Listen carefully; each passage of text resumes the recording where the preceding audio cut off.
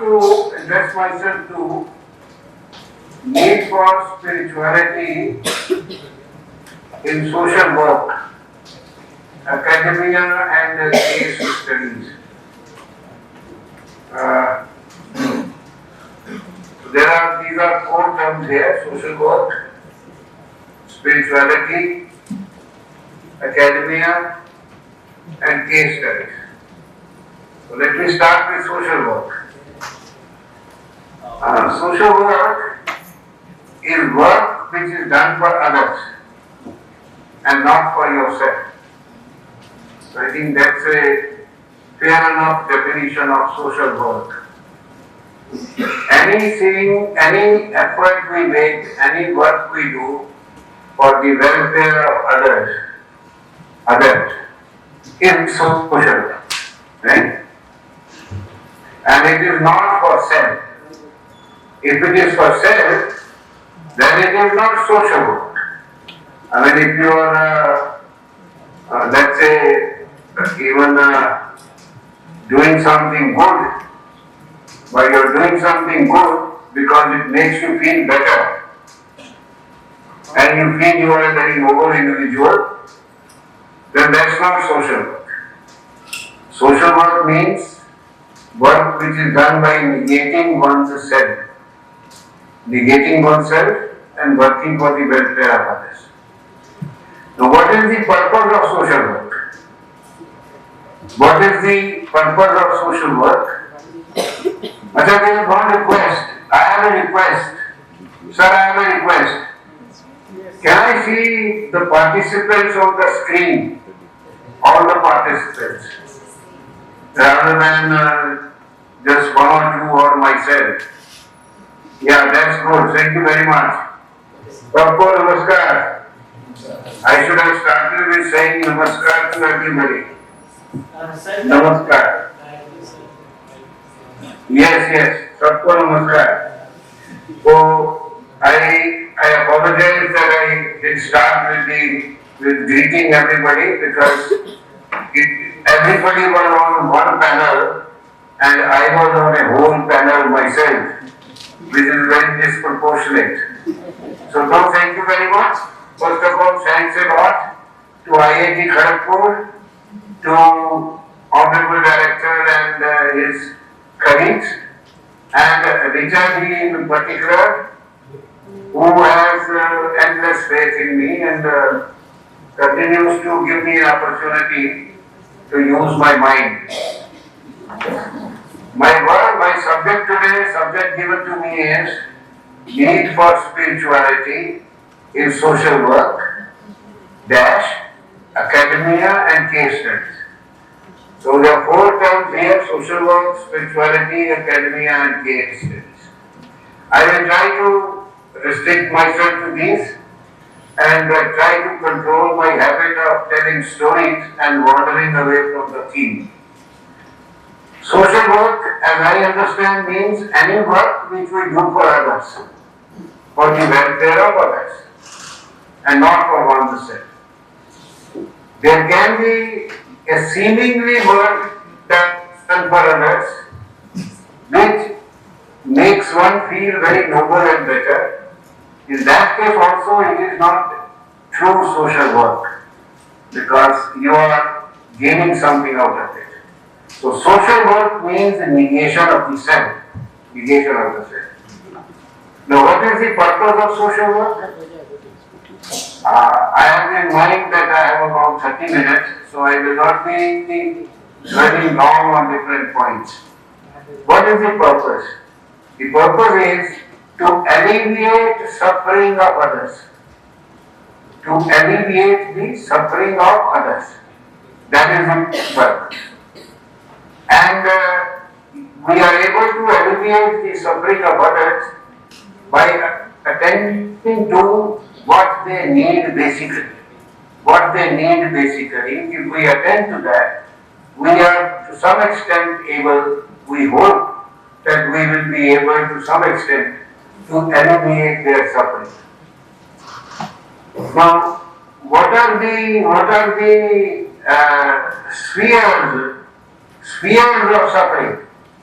What kinds of suffering is there? Our Shastras say there are three kinds of suffering: bhautik, adhidaivic, adhyatmic. Physical,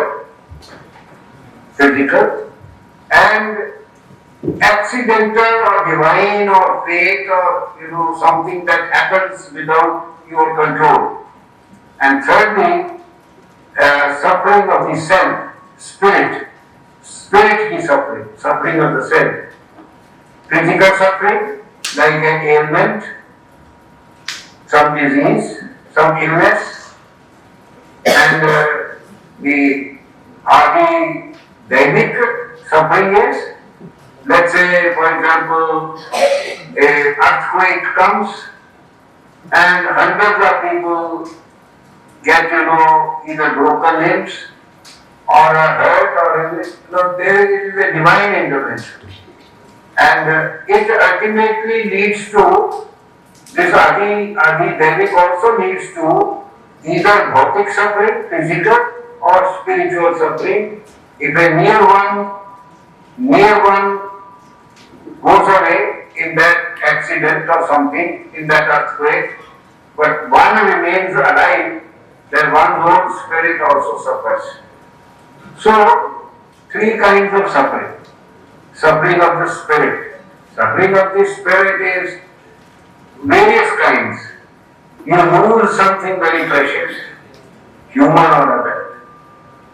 You lose something which you had held in great value, but it was not either an individual or something, but let's say, a small a 50 paisa pen which was given to you by your grandmother and which you have kept very carefully, and you lose it.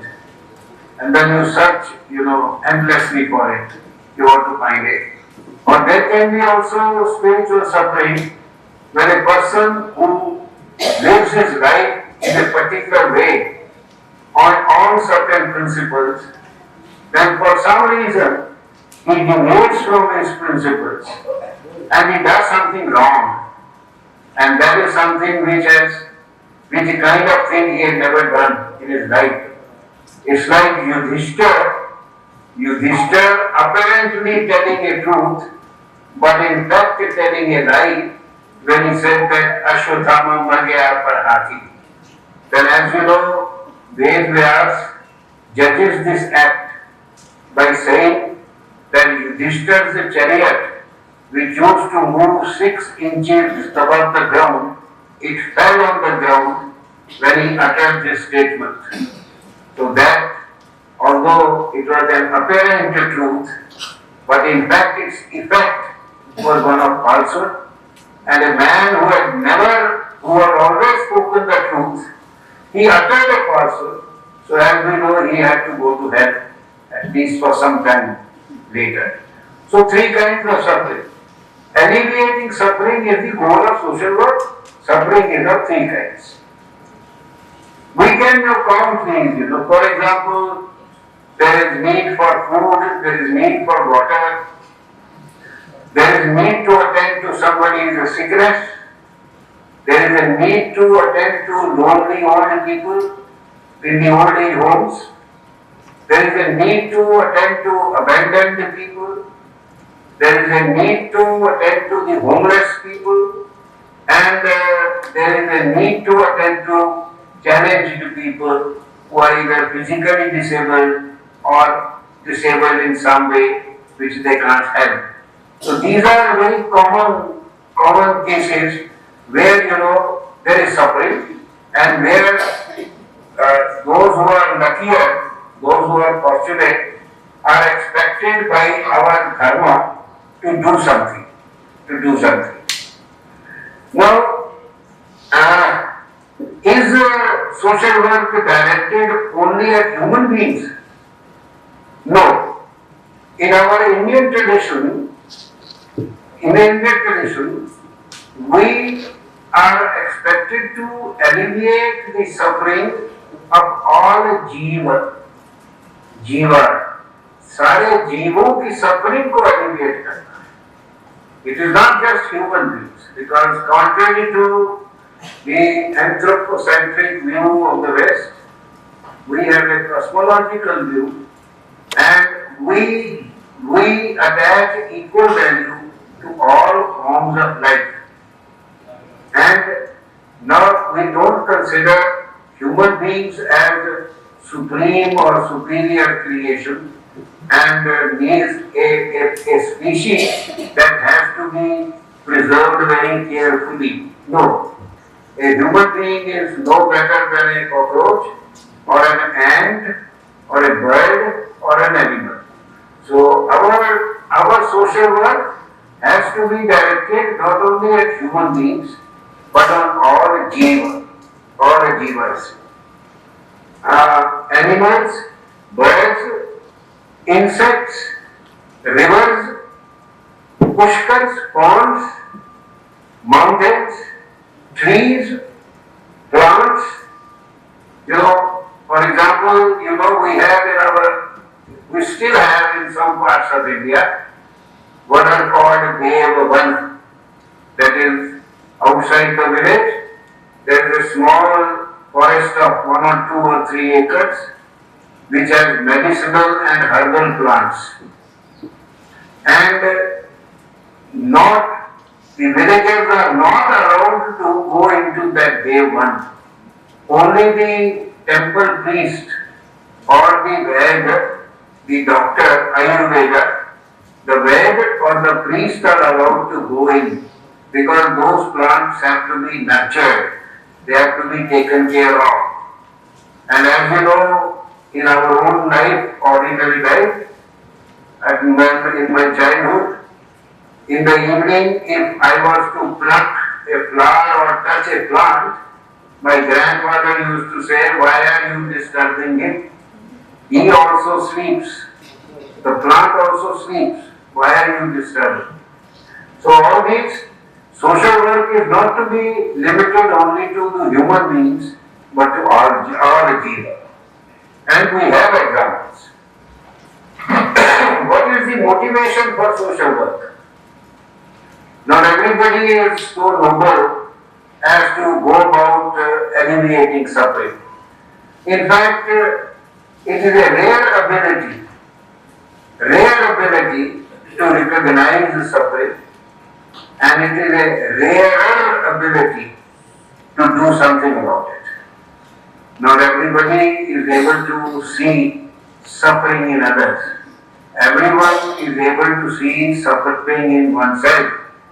But very few, you have to have a God's grace to be able to see, feel the suffering of others, and it is still rare, more rare for people to do something about it, to feel called upon to do something about it. So the motivation for social work generally is name, fame, money, or dharma. Dharma is what you call spiritual, the adhyatmic dimension. Motivations can be name, fame, money, but there is a gentleman who got Nobel Prize for doing social work, for working for uplifting women or uplifting the poor people. So and you get a Nobel Prize and something, so you get, name and fame. You are in fact paid for your goodness. And if you are paid for your goodness, then I think the account is settled. So motivation for social work is name, fame, and money, and dharma I call it, dharma. हमारा धर्म है जीव की रक्षा करना, जीव की रक्षा करना, धर्म की रक्षा करना। धर्म की रक्षा करने से जो धर्म की रक्षा करता है, धर्म उसकी रक्षा करता है। That is our belief. So that. Now take for example the NGOs these days. NGOs, most of them are rackets. And they are meant for name, fame, and much more for money. They are meant for political work. and they are formed in the kind of a trust and, to draw grants, funds from private individuals or government, and under the name of helping others, there is a great deal of helping oneself. I will not dwell on it. As you know, more than 2 lakh NGOs have been shut down by our government in the last 10 years. You see? So, this NGO work is no social NGO work. Maybe there are some good ones, and I beg to be forgiven if there are those who are doing it selflessly and I am clubbing them all under the same rubric. Look at the missionary work, because we Hindus are often told that look at the Christians.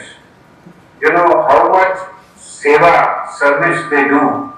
They open schools, they open hospitals, and in remote places and all that. But then the missionary work is a transaction. It is not a selfless social work. It is a transaction. And it often involves or leads to conversion. Even our great mother, great as people call Mother Teresa in the Northeast, she did a lot of good work in the sense she opened hospitals, she provided education, but it was an instrument for large scale conversion of people. So I won't consider that as an ideal kind of social work, because you are exploiting, or you are using the poverty or using the suffering of the people to further your own cause. So that is not social work. As we said in the beginning, social work is work done for others without any element of doing anything for oneself. That is social work. So that way, those NGOs and these, they are not. There are of course private individuals and there are private collective groups. They are smaller. They are generally not in limelight.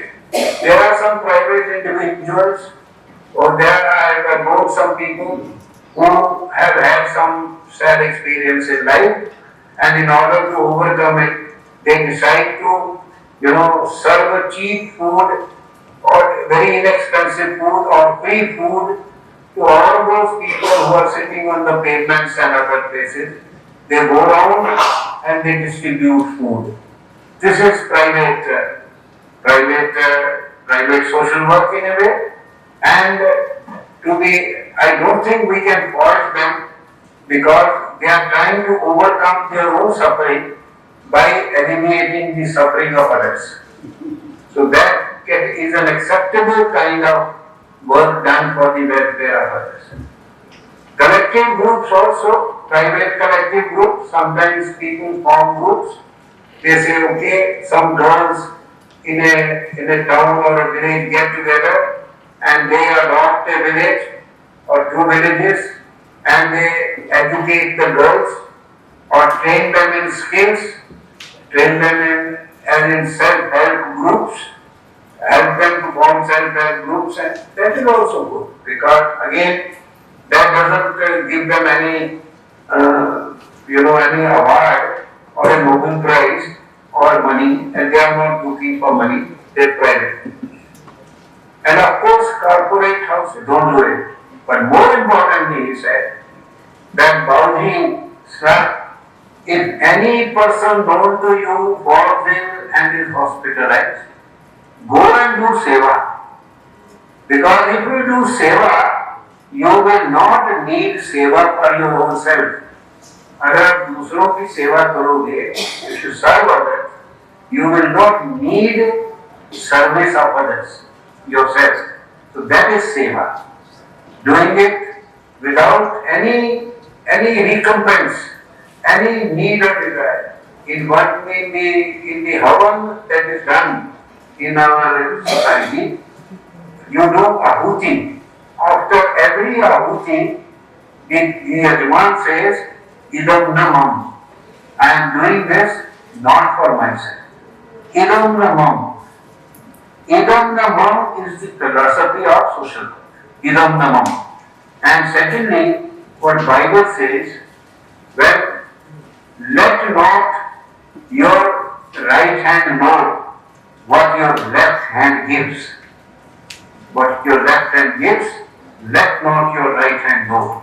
That is these two, I think, capture the 5 minutes left. I don't mind. Yes, I was talking about the philosophy of this dharma, and I said that I think two key words are, one is idam namam, whatever I am doing, I am not doing for myself, and second, what the Bible says, that your left hand gives, let not your right hand know. You should not even be conscious of what you are doing, because we derive immense self-satisfaction by doing charity. When we do charity, we do immense self-satisfaction we derive. So we should not think that we are doing any charity.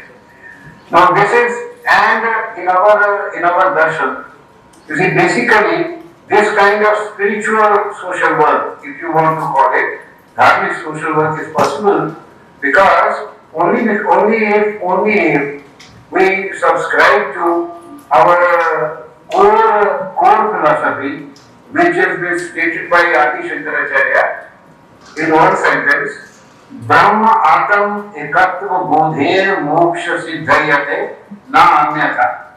You will be liberated from this worldly life here and there, the suffering, only if you realize the oneness of yourself with every other person. And the Bhagavad Gita says to see yourself in others and others in yourself. So unless one has that elevation and one has that empathy, one is not capable of doing any dharmic, any social selfless social work.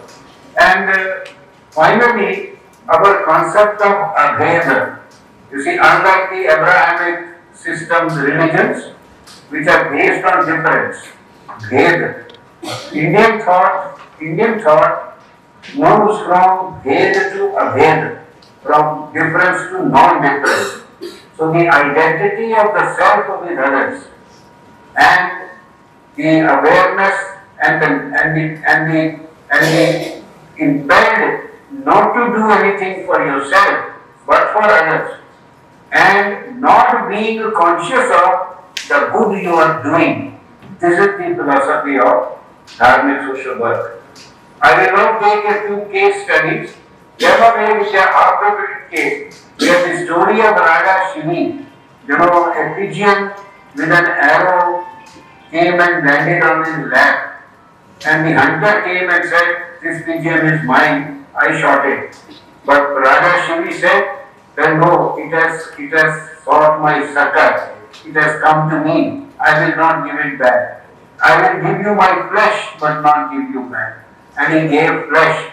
In fact, it was Dharma, as we know, and Dharma was testing Shivi. Now this, Indian history records a great king Shivi because of his Dharma, because of his protection he gave to a suffering bird. You see, unlike the Western historians who honor their kings for the victories, for the battles they have won, and the empires they have created, we honor people like Shivi who protected a suffering bird, anyway suffering bird. And then Bodhisattva of the Jatak Kathas, Mahatma Buddha, every day he goes out, wherever he finds a suffering being, even a tigress who is famished, and she has some young cubs, and they will die because she doesn't have even milk, she is so weak. So the Bodhisattva throws himself before the tigress, so that the tigress eats and then the cubs are able to survive. These stories, Jataka stories of this kind, they appear very strange to modern people, or people like us. But then that is how it was believed and thought and practiced at one time.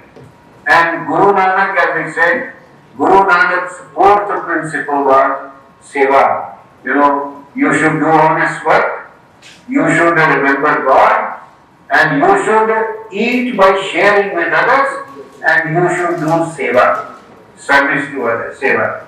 And our bhakti poetry all over India extols the great value of Daya and Karuna. The two go together. In fact, three words are key words for your subject, this subject: Ahimsa, Daya, and Karuna. Karuna, compassion. And Daya, the feeling that you have to do something for this.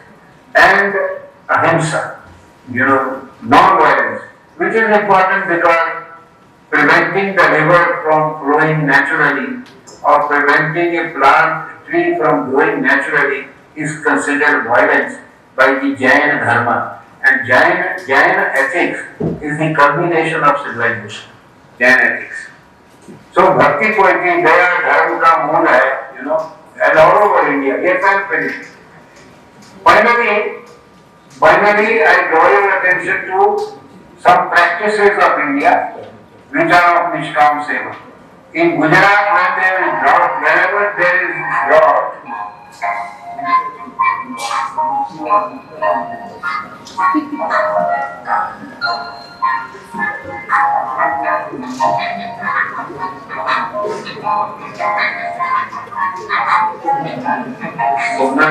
Singh का phone है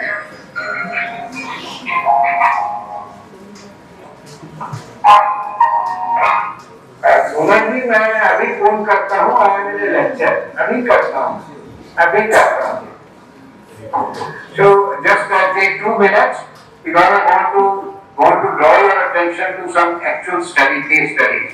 For example, in Gujarat, wherever there is drought, people provide cups of water for birds and animals.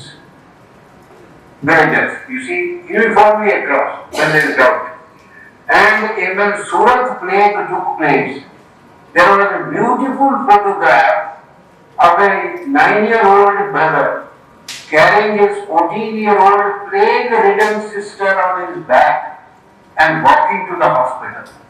Then thirdly, there was a photograph of the Kumbh Mela where a soldier, young soldier, carrying his old brother on his shoulders, was standing in a long queue to make his mother have a dip in the Ganga.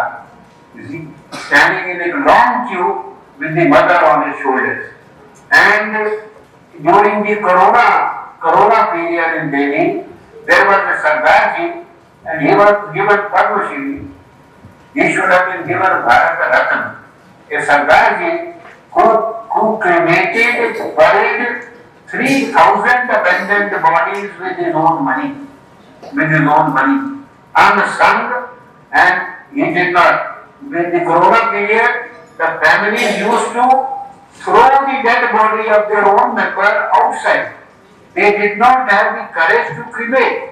And this Sardarji used to pick up the abandoned bodies and cremate them or bury them without caring for religion. If Muslim, he would bury.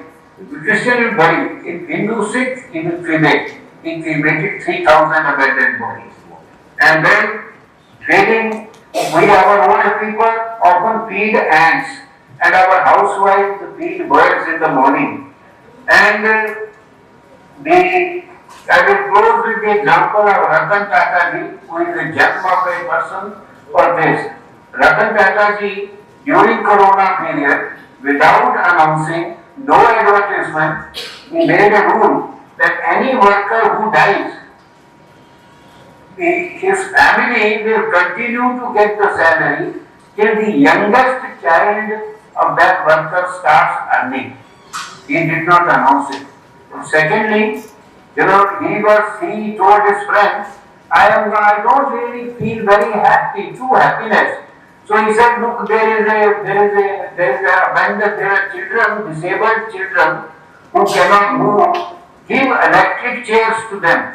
So he went and he distributed 300 electric chairs to those disabled children. One of the children caught hold of his leg and kept on looking at his face. Ratan Tata ji said, yes, Yes, my child, do you want something else? He just kept on, no, just let me look at you. He said, why? He says that I want to recognize you when I see you in heaven. And I would like to thank you. You see? And finally, recently Ratan Tata ji has started an initiative.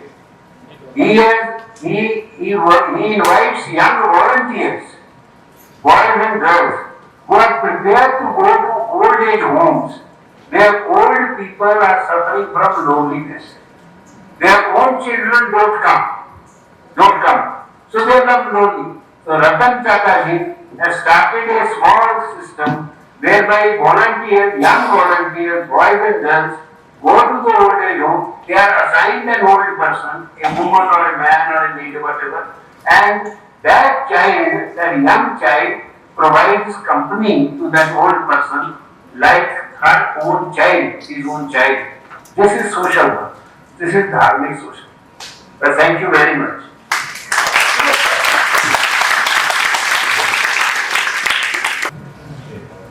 So basically, myself, Professor Asperi, presently at College of Veterinary Science and Animal and we are also being a scientist, admitted Indian Council of Agricultural Research. Basically, being a veterinarian, I am really thankful and grateful to you being associated to these online seminars. Whatever since my childhood days, I have been affiliated with Brahmacharya Chaitanya. He received. Question is that basically this question is that in our Indian philosophy, the सेवा जब हमारे जब बात आए हैं जो western philosophy और मेरे फिलोसफी में जो हम लोग वेस्टर्न की जितना भी सेवा करते हैं हमने मदर टेरेसा भी उल्लेख किया है लेकिन हमारे जो बेसिक जो सेवा है वो आपके थॉट्स के हिसाब से ideally does not come on the pictures it तो माता जी हमें गिफ्ट करती है तो उसमें हम अभी आईपीएस में एक प्रोजेक्ट बनाने के लिए हमें लगा कि exactly what is the fundamental reasons of seva how it motivated self motivated basically मुझे लगता है सर इनर हार्ट्स में हम लोगों का डिविनिटी एक इनहेरिटेड कैरेक्टर है वो पिता माता के कल्चर से आता है तो उसमें रिफ्लेक्ट करने के लिए जैसे हमें पता है कि I have been gifted by my parents तो इसीलिए उसी में हमारा कल्चर के जो सेवा के जो हमारा जो कैसे आया इस पृथ्वी में उसमें सब हमें थोड़ा सा एनलाइटन करना चाहिए जो हमें खुद जो जीन है वो जीन हमारा पिता माता से मिला है इन दिस इलियड तो वहां से ही हमारा सेवा का मोटिवेशन आता है this is my little knowledge and this might be already well documented in our ancient literature. So that I want that sir, where it has been cited, particularly being a scientist community, that Bhume Gariyasi Mata Sargat Uchchatar Pita Janani Janmo Bhumischa Sargatopi Gariyasi. तो ये जो उस वहां से ही तो हमें लगता है कि सेवा के हमारा मोटिवेशन इनहेरिटेड है and it is a divine character, hereditary character. Just we need a micro environment that automatically will come. So finally, sir, my question is that where this citation is there in ancient literature with the basic thoughts we are discussing, but we need the specific scientific references in the ancient literature with the fundamentals of seva. That we want to be enriched with specific references. Thank you, sir. No, I don't think. I think it's because IKS is being done in that context, but it has nothing to do with any particular system. It is a cultural phenomena. In fact, other countries also have these motions, but there is a difference Indian thought and Indian culture is very rich in this, in the sense that we are the only thought system which posits Vasudhaiva Kutumbakam, that every all humanity is a family. Nobody else does. And we are the only knowledge system which says that, which is Jiva-centric, Jiva, and not man, human being centric. Other religions, they are all human and God. You know, they are theocentric, God-centered, and everything is about God and man in relation to God. You see, but our civilization is Jiva-centric. All thought is about, in Bhagavad Gita, 3 times the term is used Lok Sangha, welfare of the people. So our all thought is about welfare of others and welfare of the Jiva, not just the human being, but all living forms. Because in our philosophy, Brahman is immanent in everything, in the Brahmanda. Brahmanda itself is derived from Brahman. Brahma is immanent. Since Brahma is immanent in everything, everything is sacred. Everyone is sacred. Everyone has a right to live. So we make note, for us, we have a chakra, Jivana chakra, a chakra of life, and not a linear growth where man comes at the top of the creation. No, we are part of a life cycle, 84 lakh yonis, and therefore everyone has a right to exist. Even today, with all the modernization and all that, you will have people, I think 60% of Indians in India, rural India, even today, they will not kill even a snake, they will not kill a mouse, they will not kill. Their killing is very difficult in Indian culture. Killing is not easy. But then we have been influenced and we have borrowed a lot from the West. We have exported our virtues and imported many ills. So we are also changing. But then, even today, I was in a rural university for 4 years as an advisor. I found that people did not kill snakes. They just threw them out, pushed them out of the house. They did not kill mouse, etc. They said they also, in fact, they used to feed them in the morning. They would bring some, cottage cheese and feed to all the mice. They said, no, they will do nothing. Feed them. So this is a culture. We are a unique civilization. We are an alternative civilization to the West.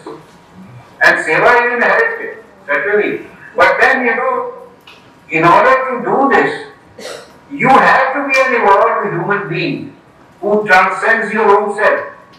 The ability to see the suffering of others does not come easy. It can't even come even by only training. You can't really train. You can train nurses to do mechanically. But some of the nurses will be more kind than others. You see? They will be more kind. Doctors are trained to treat, but some doctors become healers, while others remain doctors, prescribing doctors. So in the same way, whatever seva we do, some of us perhaps are lucky, gifted divinely that we do it genuinely without being aware. People who do good without being even aware that they are doing good. Okay, thank you, sir. Thank you very much.